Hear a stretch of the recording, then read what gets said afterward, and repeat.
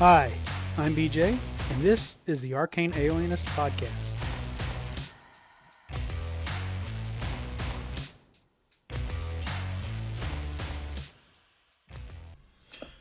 Hello, everybody. Welcome to the Arcane Alienist. I got something I'm going to drop in here in just a second that I recorded earlier. But today's Veterans Day. Happy Veterans Day to all the veterans out there. I want to say thank you for your service and everything you've done for the rest of us. Appreciate it. It is also November, which is Native American Heritage Month, so I wanted to acknowledge that as well. And I will probably repeat myself in this recording that I'm about to drop in, but here's a celebration of several things I appreciate. Native American Heritage Month, our veterans and soldiers, as well as role-playing games, and my childhood heroes, G.I. Joe. So here we go. G.I. Joe! This is Modern War from Zoser Games. This uses the Cepheus engine, which is the game engine that Mongoose has created for Traveller, and I think they're starting to apply it to other games. Either they have, if they haven't already, they are in the near future. So this is a 2d6 kind of system, originally created to do Traveller, but this is through their sort of, I think, open gaming license or system reference document. Zoser Games has created Modern War, and they've got some supplements for different periods of war and also for aircraft-based war. But the core one is just designed to build a squad level of modern military, modern military strike force. So I thought it would be fun to make a character with this, and I have been, I think I mentioned a couple times, kind of doing a read of the original G.I. Joe comic book. So I finished the original Marvel run, and now I've started IDW's. IDW had sort of two, I think, continuities going on when they relaunched G.I. Joe. They started with their own, which is kind of unofficially a continuation of the Marvel, but then they brought in Larry Hama, who wrote the entire original Marvel run, and let him write the original G.I. Joe ended with issue 155, so he just picked up with issue 156 and wrote for them until they lost the license, and then the license was picked up by Skybound, I think, which is a division of Image, and he had gotten to issue 300, I think, with IDW, and so with 301, he's on his third volume of now G.I. Joe, based on the original characters from the 80s, which those were Marvel action figures. Not Marvel, Hasbro action figures, but he sort of created the backgrounds and the personalities of all the characters that appeared.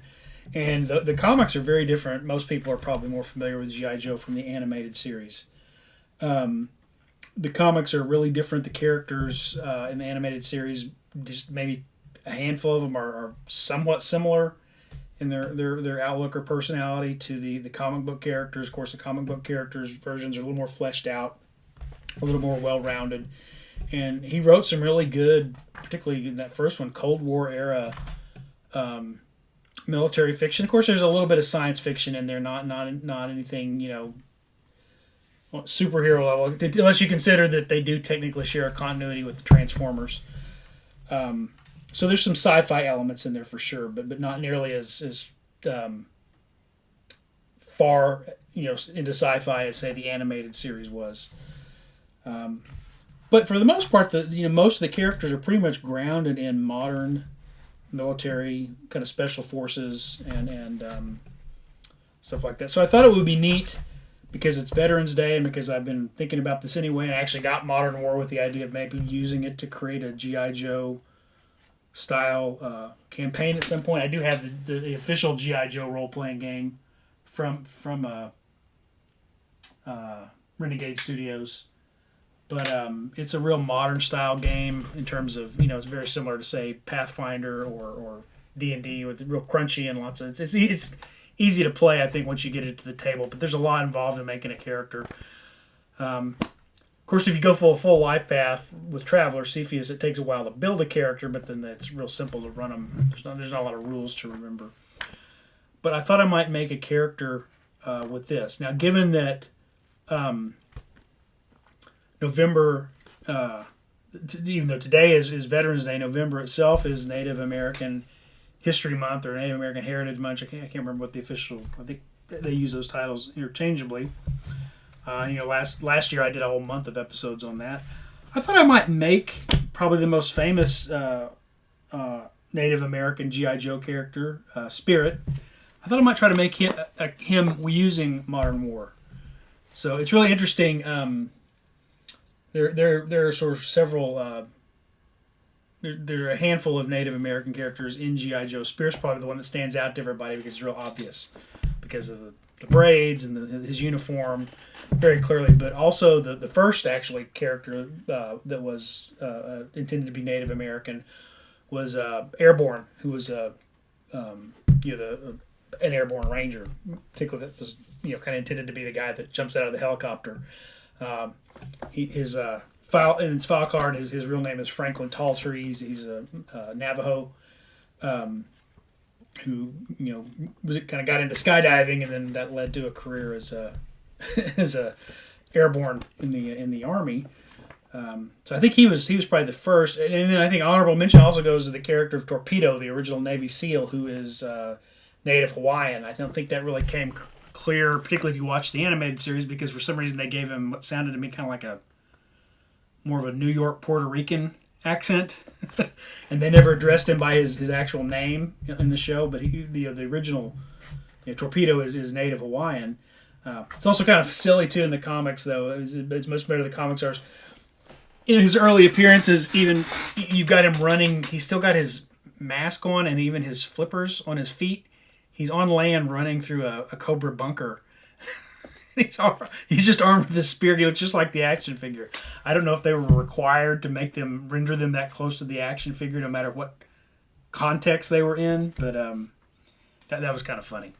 But Spirit's probably the one that's best known, and I think obviously the portrayal of Spirit. There's some cool things about the way they portrayed him in the animated series, but there are also some real stereotypical ways in terms of his manner of speech and his sort of mystical ability to communicate with animals in one episode. So maybe that's not as cool as probably in the 80s it was okay to do that. That's probably wouldn't fly now, and it is a little I can agree as a native person myself. It's nice to see a native character as a kid in G.I. Joe, but now kind of looking at him going, yeah, there's some stereotypes in there. In the comic, it's a little bit there, but not quite as heavy. But he is a very interesting character in that he's very, he is very spiritual, and he is very perceptive of things, and that's sort of his thing. Is he's it's very hard to sneak up on him. He's always kind of aware of his environment, which is not he's not the only comic book character to get those attributes. But the good, the bad, take it to leave it. But I thought for Veterans Day during Native American Heritage Month, I'll use Modern War to try to create a version of Spirit from G.I. Joe. And his Spirit's real name is Charlie Ironknife. He's listed as being from Taos, from the Pueblo in Taos, so he would be a member of one of the Pueblo groups. Although the Charlie Ironknife, that doesn't really sound like a Pueblo name if you're familiar with sort of that really sounds much more like something I think I would expect from some of the Plains tribes. But hey, A for effort on on representation, and he's still a pretty neat character. So, but I guess for the purposes of the game, we're really more interested in creating the stats for this character. So the first part, when you flip over to the part on character creation in the book, they talk about a squad concept. The game master will have decided what the PCs will be doing, what nation they're from. It could be international if you're doing something like G.I. Joe. Although G.I. Joe's the real American hero, but they did bring in some occasionally characters from other I think they had Japanese characters. They had a British character that joined the team at some point. So there's no reason you could have to limit that. And I think when they tried to reintroduce GI Joe post the original Hasbro run of action figures, and I'm talking when I say original, I mean the short figures, not the original 12-inch. Or how tall was the original? Was it a 12-inch action figure? The original action figure. It was basically a Barbie doll for boys, but they didn't want to call it a doll, so it was an action figure. No, I'm talking about the smaller ones from the 80s, the G.I. Joe, A Real American Hero, where all the distinct characters with distinct personalities and specialties. Anyway, you get a squad concept that will be kind of based on the kind of campaign the GM wants to do. And then we can get into characteristics. And so characters have strength, dexterity, endurance, intelligence, education, and social influence. Those are the 6. And if you've played Mongoose Traveler, you know where those come from. So to generate the characteristics, you roll 2d6. One's for strength, one's for dex, and so on. Don't worry if your characteristics are too low, because basic training will have you, get you into the shape for playing a soldier. So let's see what we get here. Got my 2d6, so I start with an 8 for strength.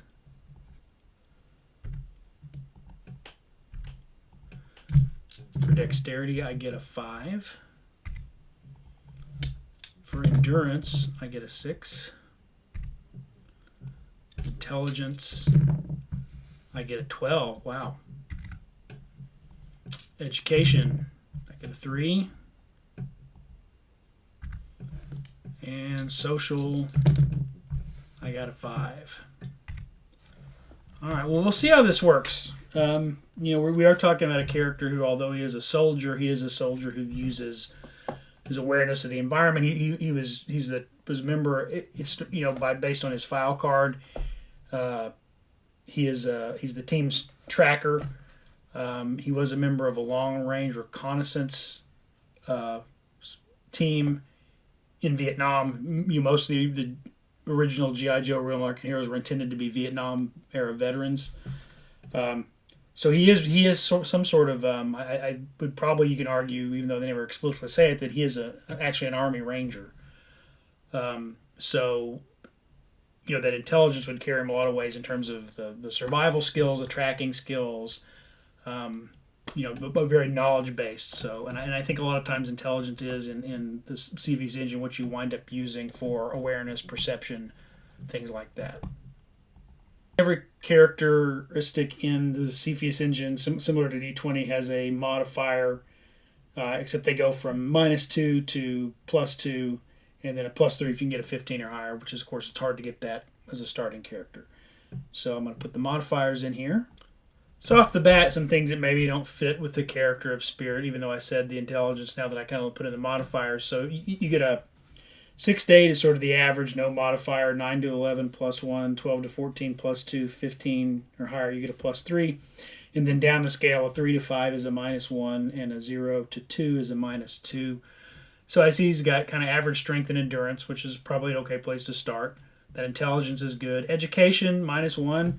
Well, if you think about, particularly if we are thinking of, the 70s, but even now, it's very easy for a Native American person growing up, grow up in poverty and not get a good quality education despite, their intelligence and even best efforts. Sometimes that can be a real challenge. So that might be somewhat realistic. Social influence, I don't know. I mean, as far as social status, if you grow up poor, kind of in the Pueblo in New Mexico, maybe you don't have a lot of status inherent, but social influence also including reading other people's body language. That seems pretty inconsistent with the character, but we'll see what we can do about that as we go through character creation. Just to highlight more of the game, there is the hexadecimal notation that is very similar to the way you find it in Traveler. Where you can supposedly create this sort of series of letters and numbers where someone can read it and kind of know what the person's characters are. It says altering characteristic scores over the course of play. Your character scores might change. Physical damage from combat. Mental trauma might affect mental characteristics, and you'll need to adjust the modifier accordingly. And then there's rad endurance. Rad endurance is radiation endurance. It's equal to your endurance. At least initially, it will decrease when the character is exposed to radiation and suffers damage. So there's only so much radiation you can take over the course of a lifetime, right? So it might not affect initially your endurance, permanently, but it will mean that you can be exposed to less radiation later, even when you recover your health, so to speak. So,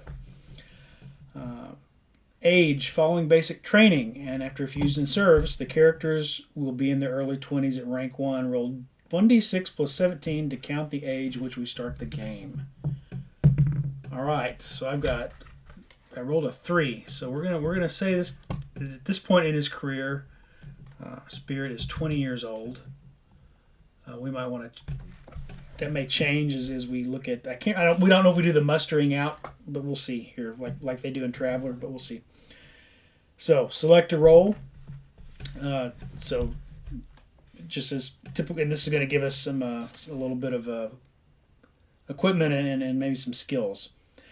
So we got anti-tank specialist, assistant gunner, assistant squad leader, combat medic, grenadier, gunner, marksman, operator,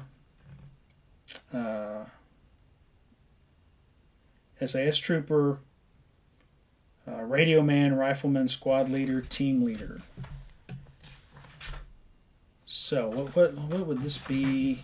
I don't know. He is a tracker and sort of Army Ranger. What would we be looking at here? Probably this operator /SAS trooper. The Special Forces operator is a multi-skilled infantry soldier. When he joins a unit, he will probably specialize in a skill of his choice. It may be demolitions, medicine, linguistic, comms, heavy weapons, whatever.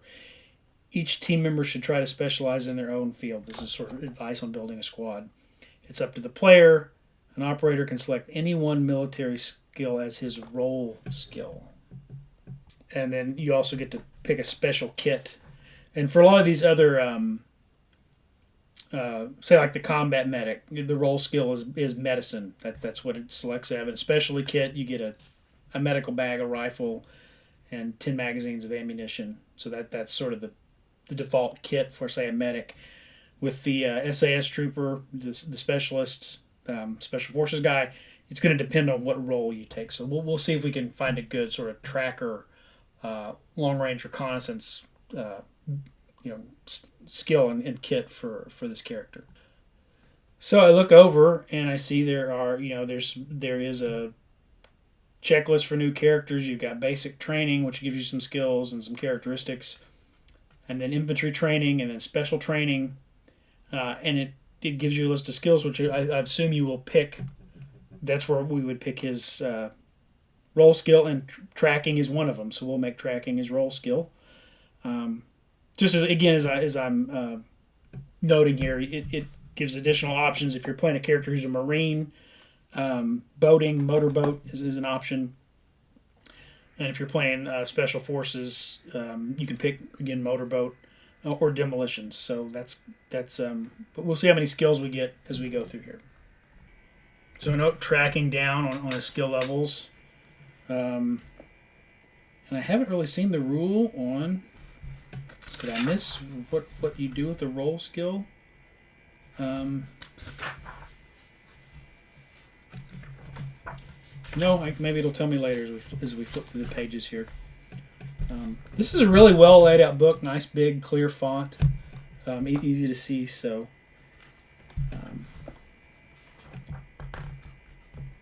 determining skill levels. Player characters are defined by their skill. So you go through basic training. In basic training, a recruit increases their strength and endurance both to 6 or less, or if they are less than 6. He also learns basic marksmanship and rifle maintenance. This is recording on the character sheet as rifle 0. So he's got a rifle 0, and so in the Cepheus engine, 0 is really just means you can use the skill without penalty. Anything you aren't trained in, you take a penalty to, and your skill sort of level or bonus is sort of right. It's kind of rank 0, 1, 2, 3, and on up. So a rifle 0 just means, or any skill 0 is just just means you're trained in it. Okay. The recruit is also assumed to have a driving license. Okay. Consequently, basic training provides the skill rifle, melee combat, because there's also some hand-to-hand combat, and wheeled vehicle at 0. Infantry training, you go to boot camp, and a recruit is assigned a role in the squad and train as an infantryman. When given skill levels to assign, he must spend 1 level on his role skill. Note that squad leaders and team leaders are free to choose any skill, so we haven't got that far yet.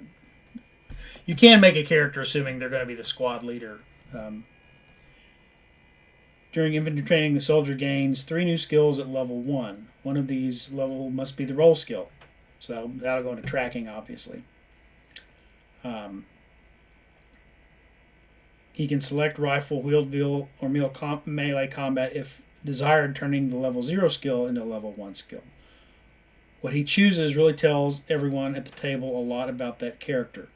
Gambling, survival, heavy weapons, leadership. When you have a squad leader who hasn't chosen leadership 1, but you have a rifleman who has, what does that tell you? So, it's good little guidance here on how to think about what the skills reflect your character's personality, their background, their interests. And then there are some other influences that are post-skill training, as well as life experiences, hobbies, that can have an impact on what the character knows, because this player assigns 2 more level 0 skills. Because of this, they get 2 more level 0 skills to add to their character selected from the infantry skill list. Finally, the player is awarded a talent bonus +1 on any skill that the character already possesses, whether at level 1, 0, 0, 1, or 2, or a +1 to any one of his characteristics. So, here we go. Let's see what we're going to do here. Obviously, we've got tracking at 1, and I think field skills, we've got comms, medicine, navigation, recon, survival, tactics, tracking, and wheeled vehicle. We can also choose combat skills of heavy weapon, machine gun, melee combat, pistol, rifle, shotgun. And then there's some social skills: bribery, carousing, gambling, leadership, linguistic, streetwise. Those are good ones. And then again, the additional skill options, which would be field skills, are demolitions and motorboat, if we're assuming that Spirit is a special forces guy. You could also take those. So I think we're definitely going with tracking. We have to, because that's his role skill.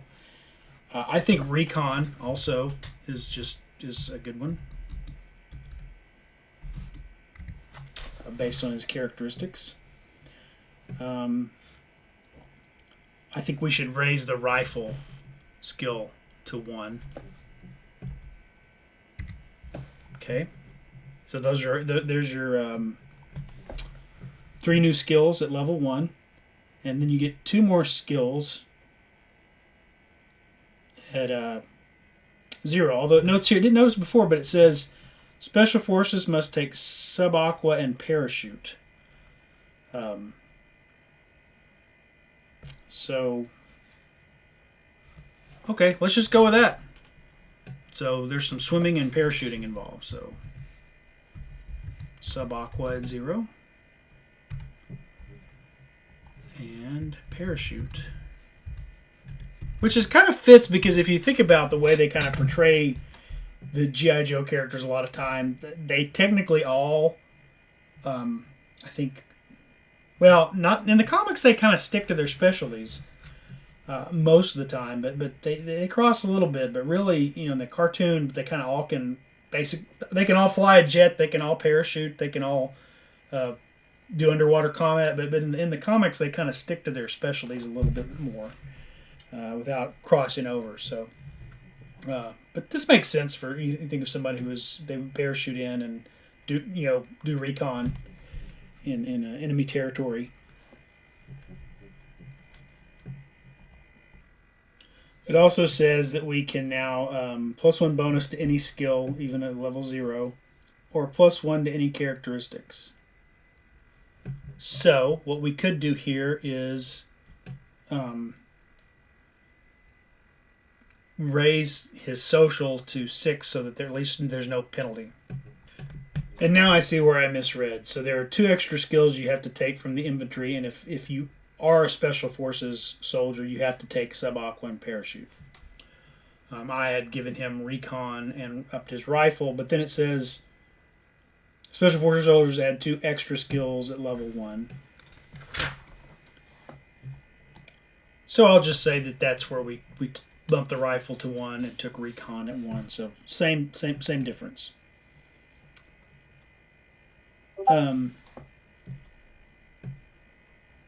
If we look at Spirit's file card from his action figure, his rank was given as E4. So we have after you get through this basic thing, there's a section 6 here on page 75. Senior NCO characters, so non-commissioned officers. You might get a little more out of that. Although I think it's sort of abstracted there that there's E4 can represent 2 things. It can represent a specialist, and it can actually represent a staff sergeant. But since we're talking about G.I. Joe, even though I don't think Spirit was intended to be a staff sergeant, I think that E4 was specialist. These are pretty seasoned,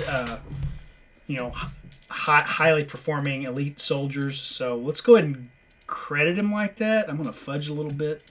Again, I'm exploring how to play G.I. Joe with this, not super realistic military fiction. So we'll go ahead and go with this and see if it helps us create Spirit a little better. So we'll treat him we'll give him some of the stuff that a staff sergeant would get, even though he's a specialist. No offense to any of you guys out there who may be veterans who got actually to the E4 that is an actual non-commissioned officer. No slide on what that represents in your own tour in the military. So the first thing you do is you add some years to the person. It's a D3 plus 2 years to the person's age. So we've got a 20-year-old character here. I roll a 2, so that's 2 plus 2 is 4. So now he's going to be 24 years old. And then you get a number of skills equal to your rank. So if you're an E4, you're going to get 4 more skills. If you're an E5, you're going to get 5 more skills. E6, 6 more skills, and so on. Half of these, it says half, round up if necessary, must be spent on the NCO skill list. The rest can be spent on infantry skills. And here's where the fact that all the Joes in G.I. Joe, a Real American Hero, are kind of meant to be I think all of them have a rank of E4 at least, if you look at their file cards, because they are all specialists in something. But they're also, again, kind of part of this sort of fictional, advanced, elite military unit. And here's where you get the Jack of all trades, which is a skill that eliminates all the penalties when you do something. Try to use a skill that you're not specifically trained in. You don't no longer take a penalty, and that is here on the NCO skill list. And it doesn't look like you have to roll for it. You just pick, which is kind of different from the way Cepheus Engine normally works. You're really getting your skills at random during this sort of life path thing. So, and you kind of get Jack of all trades right out of the gate when you're first doing stuff. And if you don't get it right then, you never can get it. Here it's sort of handing it to your NCOs, and it looks like also officers later on, which is, again, if you consider all going to kind of fudge and let that also count for specialists, there's a way to really make, I think, G.I. Joe characters in the Cepheus Engine. So we're definitely going to take Jack of all trades. The other options here are admin, computer, leadership, navigation, and tactics. I think navigation, so we've got 4 skills. We've got to pick 2 from lists. So we go Jack of all trades. I think navigation makes the most sense. So he's going to get navigation at 1. So now we get to a question of whether we sort of bend the rules again or not. I've got to pick one other, or rather 2 skills from the inventory list. And what we also know about Spirit's background is his secondary specialty is social services. He does kind of like a social worker, I guess, as well as, again, being very tuned into people. He does have a really high social skill here. And so here's the question: that they do have some rules for creating civilians, and one of the skills a civilian can have is social sciences. And it says it's both theoretical and practical knowledge. So you might give that to someone who's supposed to be like a social worker or a counselor or a psychologist. But the other thing you can do, they've got this infantry skill called carousing, which I think ostensibly is just hanging out with the guys, chewing the fat, and being able to kind of get people to talk to you and open up in more of a collegial way, which I think is something that would probably be more something they might use particularly an enlisted person to do in the military versus those actual counselor positions. I think would usually be an officer. So maybe carousing, he's just naturally good at it. At getting people to talk and finding out what's bugging them and giving some friendly advice. So we're going to go with that just to make it simple. Although I could see also, particularly because a lot of the G.I. Joe characters have some significant civilian history and other professions they've done before they're recruited to be a military specialist. So we're going to give him carousing 1 as one of his other 2 infantry skills. And then he can get a skill he doesn't have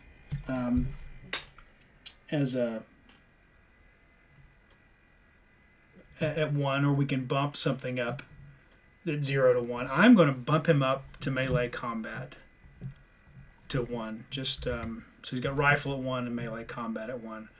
Because although I'm trying to stick to the more of the comic book version, I think one of the things I did like in the animated, the old cartoon version of Spirit was he was pretty good. He goes toe to toe several times with Storm Shadow, and holds his own. So we'll make him also good at bump him up a little bit in melee combat for this version of Spirit. They then have a section on personalizing where you can roll or pick a character trait. Coward, oldest on the squad, practical man, killer, hero, family man, rogue, thinker. Callous survival, new guy in the squad, entertainer. I'm sure you could roll up your own. This is a predefined character, so I don't think we need to do that here. Reason for joining.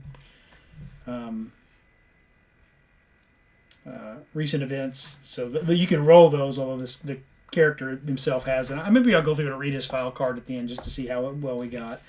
And then you can add some something unique about their appearance. 2d6, they got a thing. You could also just pick something for inspiration. Freckles, choose guy. Yeah, I remember Breaker from the G.I. Joe comics. The communications guy was always shown as chewing gum. In fact, a lot of times you couldn't see his face because there was a pink bubble in front of it. Pale, not a pretty guy. Dark skin, chiseled looks. Well, I think dark skinned and chiseled looks probably describe the physical appearances as Spirit originally appeared. All right, so now we get to gear. Okay. All I can notice is there is no need and should be no attempt to define the pouches, packs, grab bags, ammo belts, and pockets of a soldier. Let the character sort all that stuff out himself. He's a serving professional soldier. Let's trust him. So even as the player, I think they're telling you not to obsess over where everything goes. They're just going to use...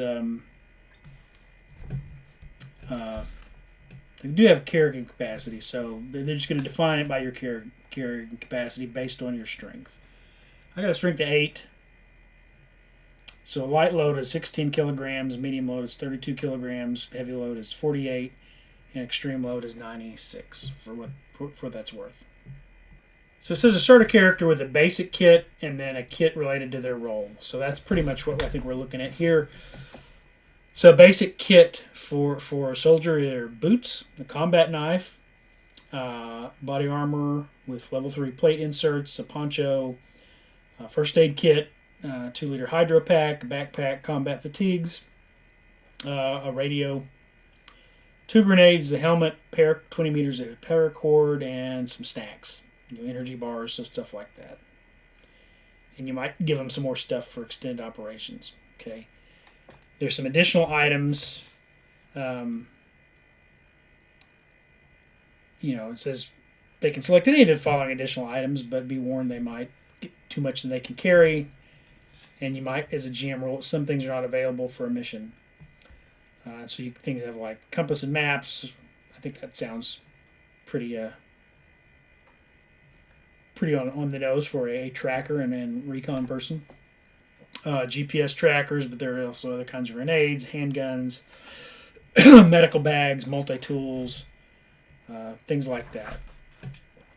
And then they have special operations item lists, things for anti-tank missiles, parachute, sleeping bag if you're going to overnight. Again, some of these you just get based on the mission, rather than having to not like in D&D where you got to buy your gear and then pay for it every time and maintain it. Here you're going to get what's appropriate to the mission with a little bit of discretion for each character.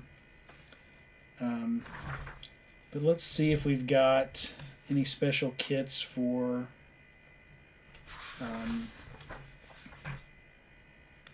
section on other military characters.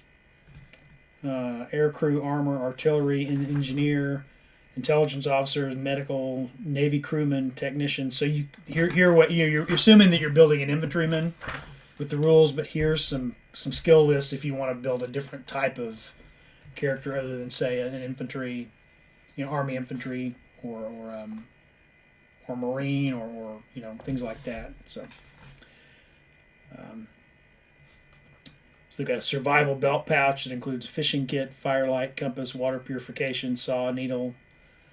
So let's see what kind of gear we want to give him here. And they actually do have, so you've got your character sheet and then you've got your kit sheet, which I think is probably kind of neat because depending on the mission, you might change your kit. And so you don't have to erase everything on your character sheet. You can just swap it out for a fresh sheet while you're, when you need to, change what you're doing. Right, and so before when I mentioned the light load, it's basically a light load is twice your strength score, medium is 4 times, and heavy is 6 times, and extreme would be 12 times. So it even shows on this kit sheet, if you're carrying a light load, there's no effect. If you're carrying a medium load, you're -1 on your skill checks and a reduced march speed. And a heavy is -2 on skill checks and a reduced marching speed. So what we got here, we got boots, body armor, a combat knife, poncho, first aid kit, hydro pack, backpack, combat fatigues, a radio, 2 grenades, a helmet, a survival belt pouch, which includes a compass and a little survival kit, a GPS tracker, although I think traditionally you would say that Spirit doesn't need the GPS tracking device. He can just do it on his own. But, it's in the gear list, so it's on. I think it kind of fits. Then we'll also give him a rifle with some 10 magazines of ammo.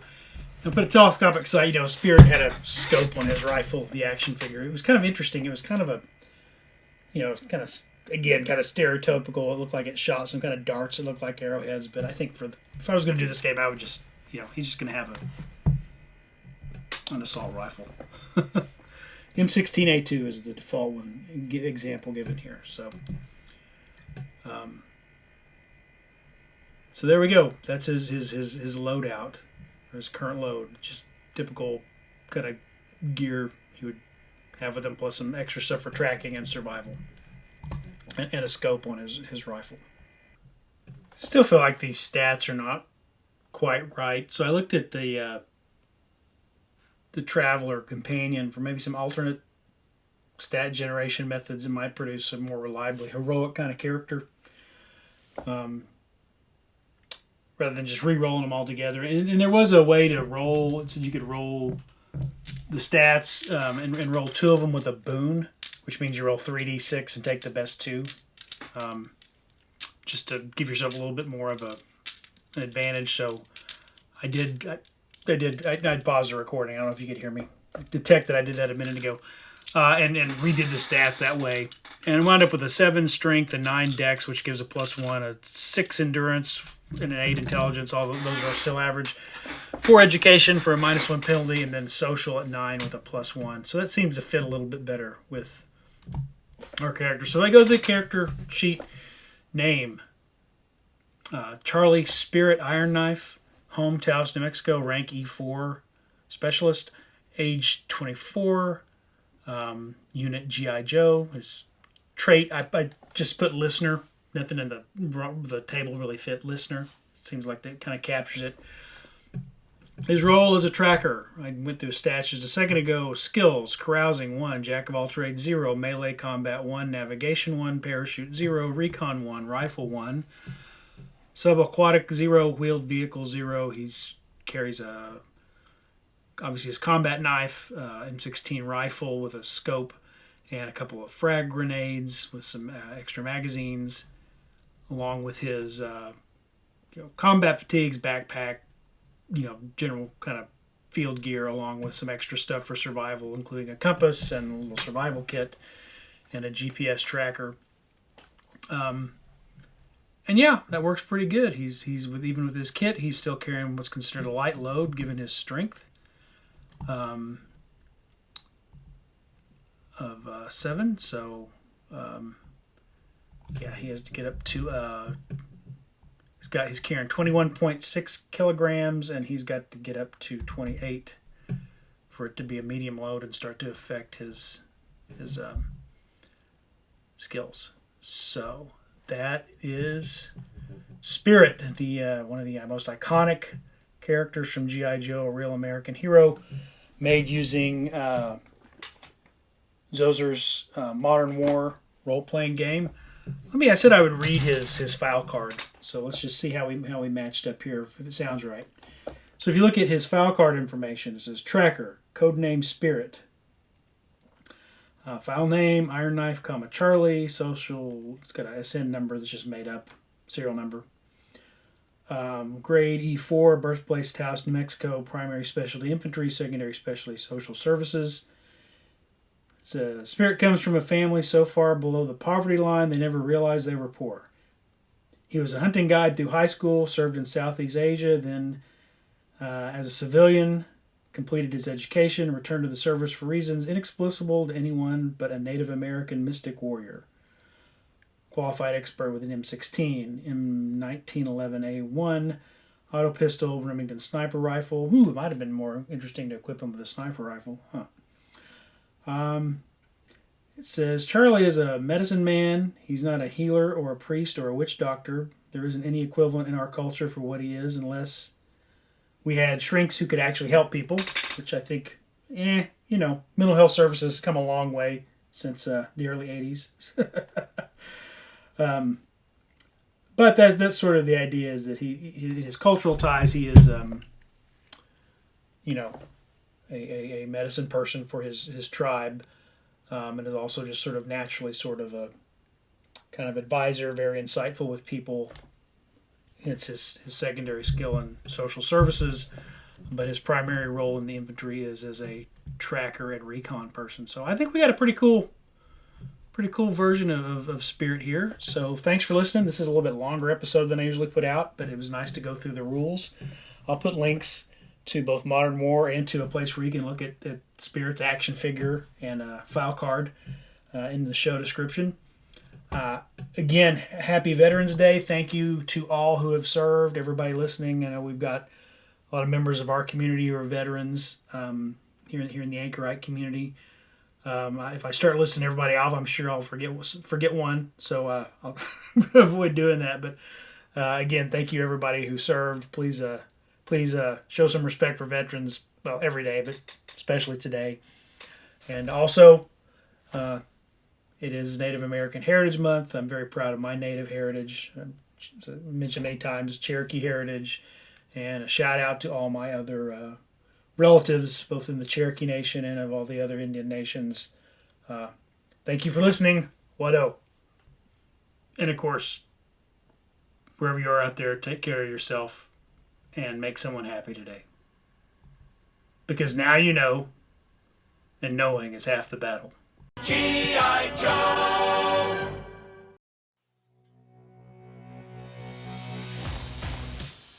Thanks for listening to the Arcane Alienist podcast. The music you're hearing is Come and Get It by Scott Holmes Music. The cover art is by Dave Bone. Be sure to check out his stuff at ironseer.com. You can leave me a message. I have my SpeakPipe account linked to the show description. You can also send me an email at arcane.alienist@gmail.com. Just embed a voice memo, or I'll just read the text to your email during a future episode. Once again, thanks so much for listening.